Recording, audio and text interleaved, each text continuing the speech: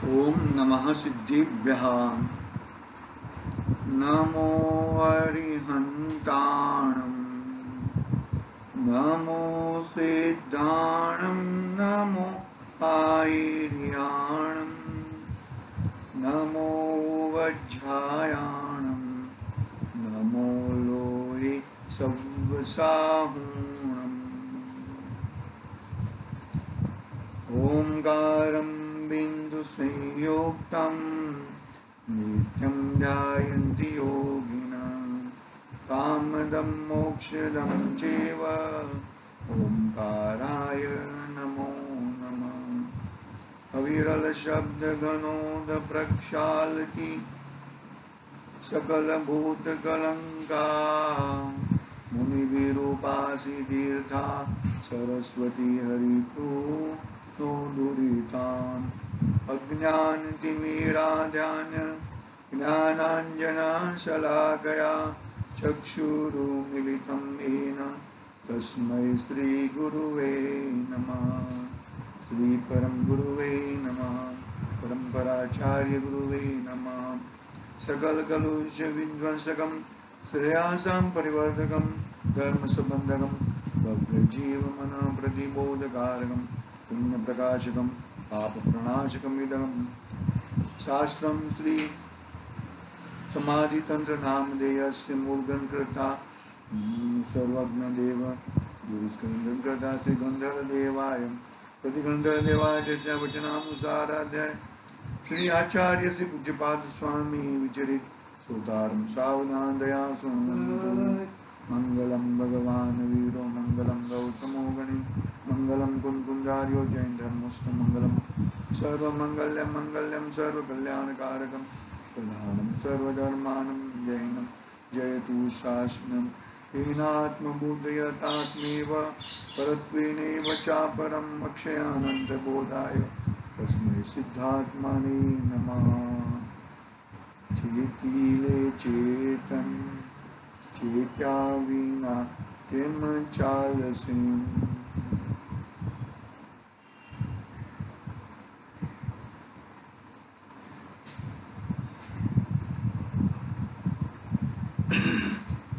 समाधि तंत्र आचार्य पूज्यपाद स्वामी द्वारा रचित समाधि तंत्र अपने सामने विराजमान है।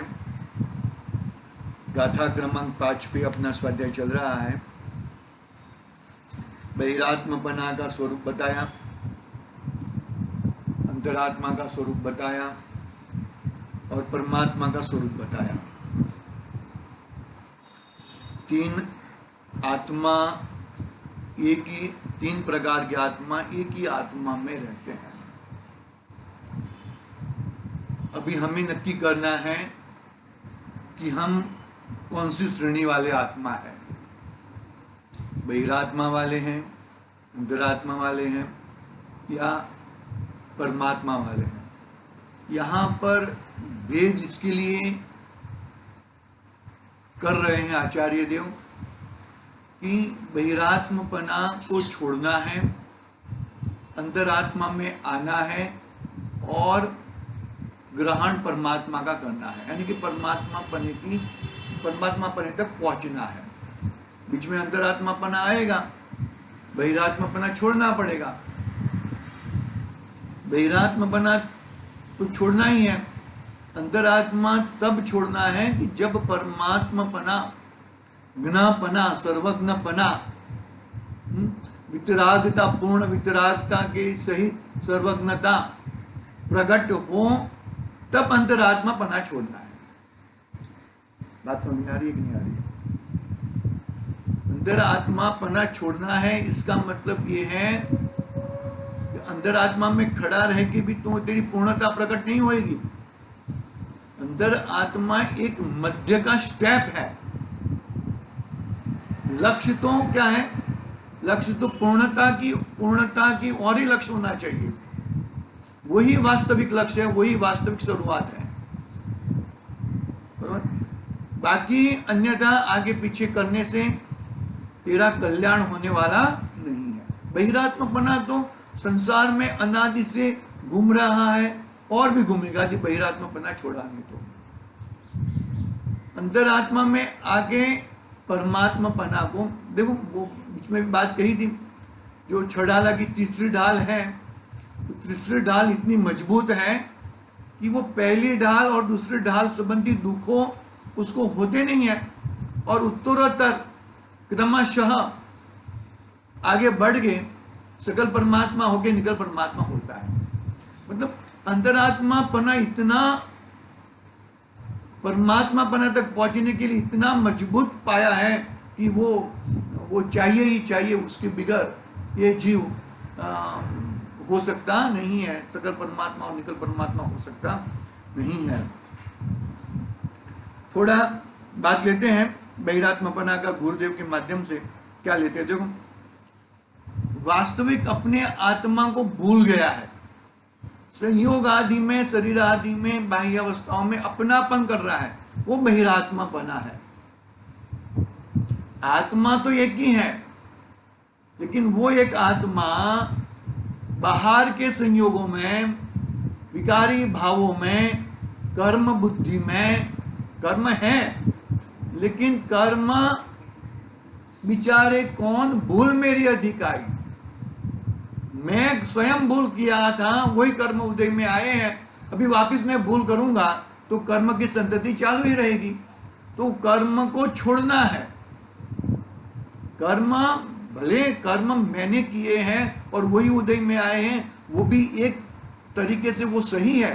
कौन से तरीके से भाई, ये कर्म दूसरे ने मुझे नहीं किया है, वो तरीके लिए, वो हिसाब से वो सही है, लेकिन वो कर्म मेरे नहीं है, कर्म छोड़ने हैं, वो भी एक बात, वो एंगल लेके आगे बढ़ना है।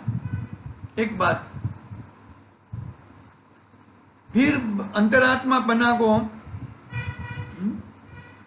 बाहर में अपनी लाभ हानि मानता है। वो लाभ हानि, अरे लाभ हानि है ही नहीं भाई, तेरी लाभ हानि यहां पर है। यदि तूने उसको भूल गया तो तेरी हानि है, और उसको तूने पकड़ लिया कौन सी भी अवस्था में, कौन सी भी बुरी की बुरी अवस्था में, इसको पकड़ लिया, तेरी लाभ ही लाभ है, और उसको छोड़ लिया और बाहर की चीज को पकड़ लिया, वो तेरा हानि हानि है। कौन सा भी, मानो कि करोड़ों रुपए का नुकसान क्यों ना हो गया हो, तो भी समझ में आएगी बात नहीं है।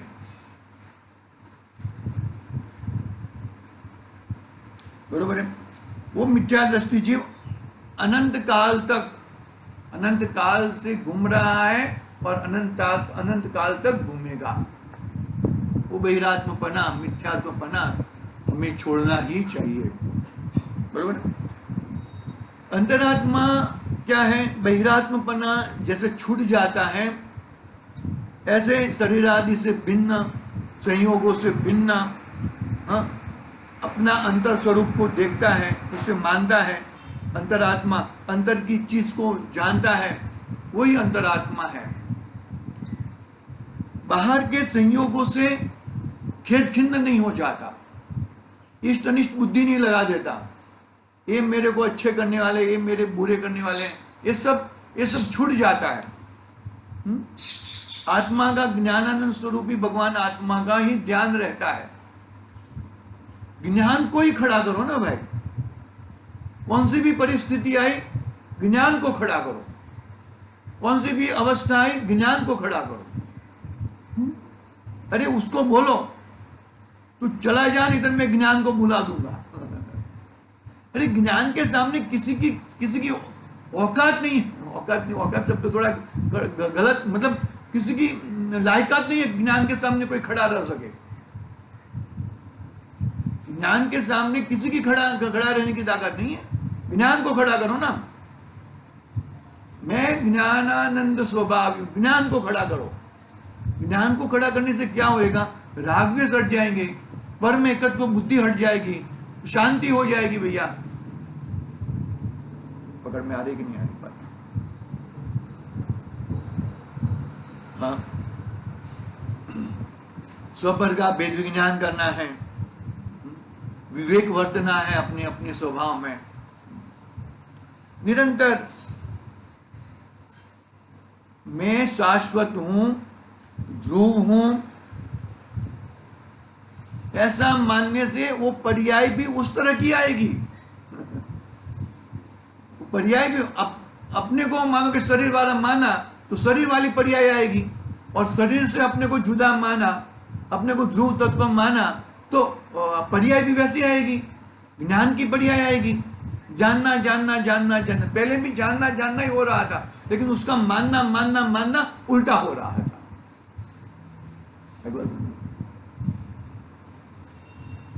पहले देखो, आत्मा है, जीव है, वो ज्ञान के अलावा और क्या करे। हम लोग पढ़ते हैं इसके अंदर क्या पढ़ते हैं, ज्ञान तिमिरान ध्यान ज्ञानांजना शलाकिया, क्योंकि ज्ञान के अलावा और कुछ है ही नहीं मेरे पास। अनादि से अज्ञान को, अरे अज्ञानता भी ज्ञान है ना, पकड़ना बात को, उल्टी उल्टी और मत जाना। अज्ञान से मैंने उसको अपना माना तो हकीकत में ज्ञान को ही खड़ा करो ना वहां पर। अज्ञान में भी ज्ञान है, ज्ञान के बिगड़, देखो ये पुस्तक तो ऐसा कोई किसी को, ये जो लैपटॉप है तो लैपटॉप है तो वो थोड़ा मानता है कि भाई मैं इसका हूं, मैं उसका हूं, मैं उसका हूं, इतने बजे से इतने बजे तक मैं केवल का रहता हूं, इतने से इतने बजे तक वो मेरा रहता है, ऐसा उसको मालूम है, बरोबर है, ठीक है, चलो वो तो जानते हैं क्योंकि उसमें ज्ञान गुण है ही नहीं, बरोबर। लेकिन वो लैपटॉप अभी इतने बजे से इतने बजे तक मेरे पास रहेगा, ये मेरा है, वो अज्ञानता है, वो अज्ञानता भी अज्ञानता के पीछे ज्ञान ही है, लेकिन अज्ञानता से उसको अपना मान लिया है। इतने बजे से इतने बजे तक केवल का रहेगा तो वो भी अज्ञानता है, न वो केवल का है न वो मेरा है, वो तो पुद्गल है, उसमें स्पर्श रस गंध वर्ण है, और स्पर्श रस गंध वर्ण से आई बात समझ में भाई।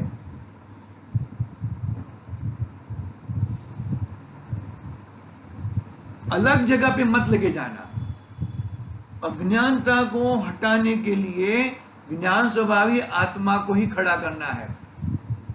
अज्ञानता में भी अज्ञानता के पीछे ज्ञान तो खड़ा ही है, ज्ञान के बिगड़ तो वो कुछ जान ही नहीं सकता है, लेकिन वो अज्ञानता के कारण, मिथ्यात्व के कारण, उल्टी मान्यता के कारण, बहिरात्मपना के कारण पर को अपना मान बैठा है।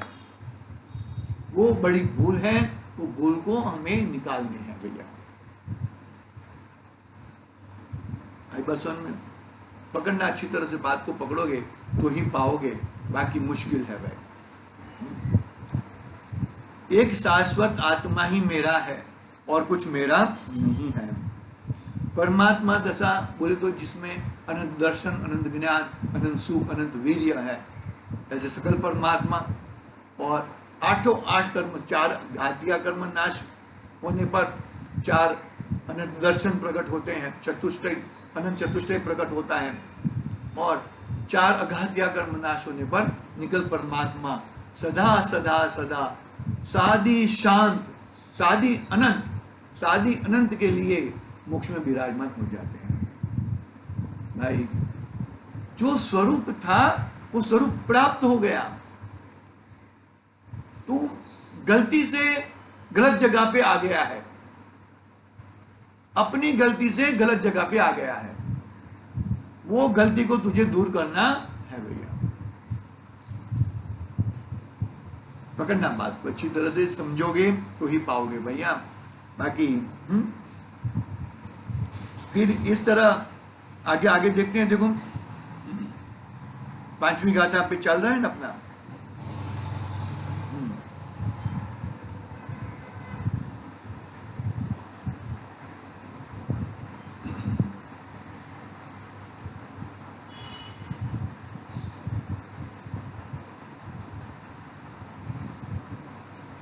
बहिरात्मा पना शरीर आदि में अपनापन करता है, वो उसकी भ्रांति है, वो भ्रांति को उसे हटाना है। आत्म भ्रांति सम रोग को, भ्रांति को हटाना है। पर में आत्म बुद्धि लगा देता है, वो भ्रांति के कारण, अज्ञानता के कारण, वो उसे हटाना है। वो बात अपनी चल रही थी, टीका प्रारंभ करेंगे। फिर भी एक अनुवाद एक बार पढ़ लेता हूँ। गाथा 5 नंबर। बहिरात्मा शरीरादो जातात्म भ्रांति नरांतर चित दोषात्म विभ्रांति परात परमात्माति निर्मल। देखो अनुवाद पढ़ के, शरीरादिक में आत्म भ्रांति को धरने वाला, उन्हें भ्रम से आत्मा समझने वाला बहिरात्मा है। चित्त के राग द्वेषादि दोषों के और आत्मा के विषय में अभ्रांत रहने वाला, उनका ठीक विवेक रखने वाला, अर्थात चित्त को चित्त रूप से, दोषों को दोष रूप से और आत्मा को आत्मा रूप से अनुभव करने वाला अंतरात्मा कहलाता है। सर्व कर्म मल रहित जो अत्यंत निर्मल है वह परमात्मा है। ये बात, इतनी बात यहां तक अपनी हुई थी, टीका लेनी है। फिर से एक बार मैं जरा वापिस देख लेता हूं। देखो, शरीर आदि में आत्म भ्रांति धरने वाला एक बात, उन्हें भ्रम से आत्मा समझने वाला, शरीर में आत्मबुद्धि, शरीर में आत्मबुद्धि करने वाला, बराबर। आत्मा विषय में अभ्रांत रहने वाला, तीसरा अभ्रांति तो क्या है? आत्मा के विषय में अभ्रांत, आत्मा के विषय में जानने वाला नहीं है, भ्रांति है। उनका ठीक विवेक रखने वाला, किसका विवेक? बहिरात्मा, पर पदार्थों का ठीक विवेक रखने वाला, अर्थात चित्त को चित्त रूप से,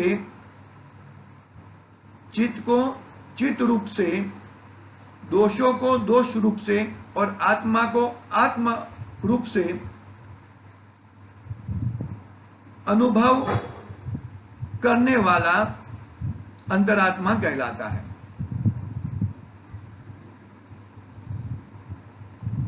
बरोबर है? क्या कहा?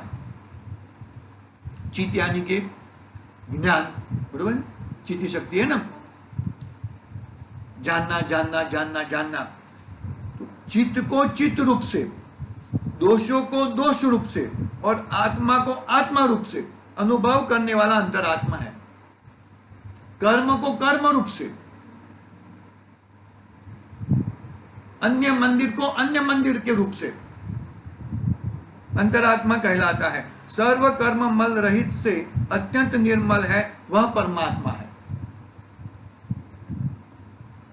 बस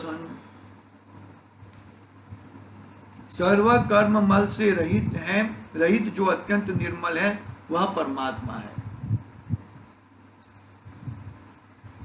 परमात्मा निर्मल है कि निर्मल करना पड़ता है?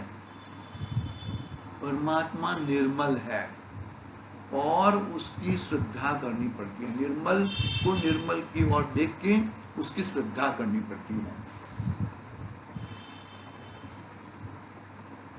नहींतर जो निर्मल नहीं है उसको तू निर्मल मान बैठेगा, बहुत बड़ी भूल कर देगा।